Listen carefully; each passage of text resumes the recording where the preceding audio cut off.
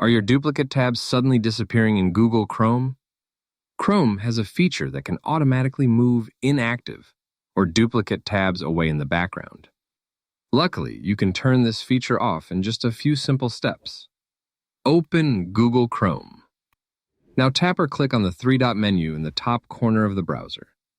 From the menu, select Settings. Once you're inside Settings, scroll down until you find the section called Tabs and Tab Groups. Tap on it. Now look for the option related to moving inactive tabs or automatically archiving duplicate tabs.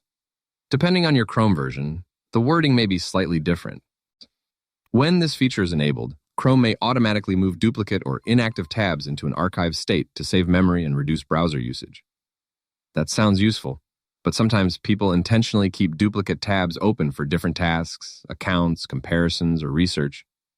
If you don't want Chrome hiding or archiving those tabs automatically, simply turn this option off.